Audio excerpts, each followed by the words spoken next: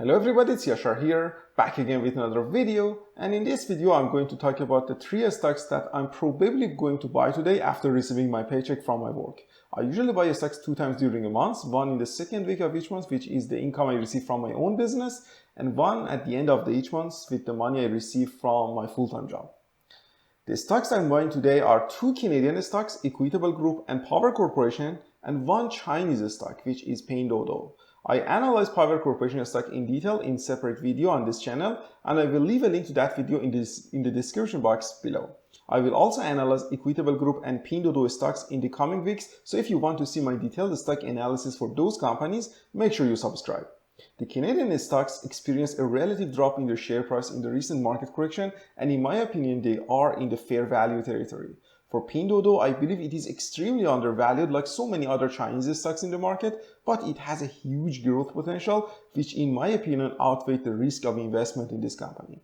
In this video, I will talk a little bit about each business and will then provide and explain my strategy for buying these stocks today or possibly during the next week. Before starting the video, I want to emphasize that I'm not a financial advisor, and this video is not a financial advice for you to buy, hold, or sell these stocks. This is just my personal opinion. You should always do your own research before making any financial decision. With that being said, let's start this video.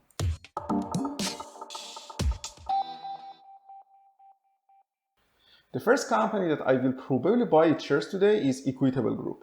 Equitable Group is the holding company of EQ Bank, and it provides various traditional financial, investment, and loan services to their customers, including term deposits, GICs, high interest saving accounts, tax-free saving accounts, and mortgages, and also line of credits. The company also offers digital banking services.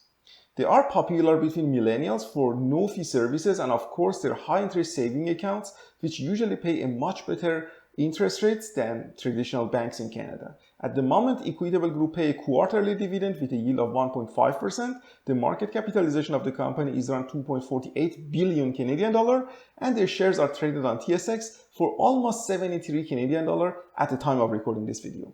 Equitable Group is a growing business. They're growing their business consistently in the last few years, mainly by offering new financial products and attracting millennials to use their products and their platform. And if we look at their income and cash flow statements, we can clearly see that these strategies were actually effective and successful, and they grew their business by almost 23% year over year in the last 3 years. And they expect to continue to grow their business by 10 to 15% year over year in the future, which is great growth rate for a company in financial sector. Particularly, we can see that both revenue and EPS numbers are growing significantly, which is amazing. The shares of Equitable Group dropped almost 13% from its all-time high in the most recent market correction, and now its P ratio is around 8.7. Its price to cash flow is around 3.7, and its price to book is around 1.3, which are all lower or close to the 5-year average of EQB stock. I also performed a fair value calculation based on discounted cash flow model on Equitable Group, which I will share in a separate video, and according to that model, the valuation of a stock seems reasonable right now. In summary, I think Equitable Group shares are traded at a fair value at this point, and because of the growth potential, I'm a buyer of Equitable Group at this price. The second company in my list is Power Corporation of Canada. I recently analyzed Power Corp stock in detail in another video, and therefore I'm not going to cover the details of the stocks here.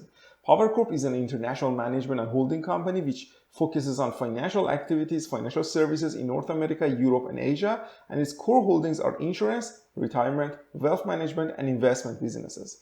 Right now, they pay a dividend with a starting yield of a little bit over 5%, and their shares are traded on TSX for almost 39 Canadian dollar at the time of recording this video.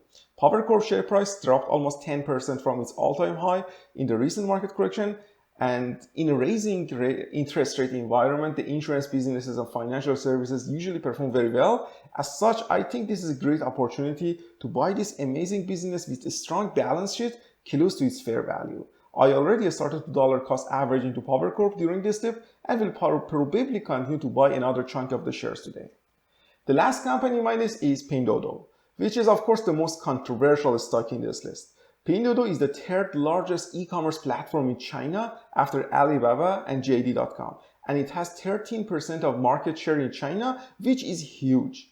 I already own Alibaba, and I think Pinduoduo can be another amazing addition to my Chinese tech stocks. Pinduoduo operates a mobile platform that offers a range of products pretty similar to Amazon, but with some tweaks. So they have interesting features inside the app where you can buy products with a group of people who are also interested in that product and pay a discounted price for buying that specific product. They also have implemented some fun activities like games into buying process in which you can earn digital money and spend it on Pinduoduo platform.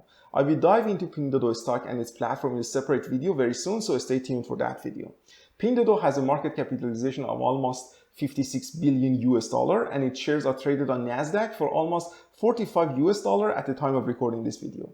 Pinduoduo share price dropped almost 77% from its all-time high in the recent Chinese market delisting panic and also the recent market correction. They have a price of cash flow to 15, a price of book to a price to the book of 5, and an aggressive price to earning ratio of almost 57, which should be actually higher than this based on the recent earnings, which wasn't that great. However, the business is growing at an amazing rate year over year, and the stock price dropped so much that even a much slower growth in the business still justifies the share price you pay today. Again, in my opinion. Of course, investing in Chinese stocks comes with greater risk than Canadian or US stocks, but this is a risk that I want to take as the potential reward is much greater in my opinion. I already started a small position in this stock during the recent dip, and I think this is a great opportunity to buy this growing e-commerce business in China at a bargain price for pennies on a dollar, honestly.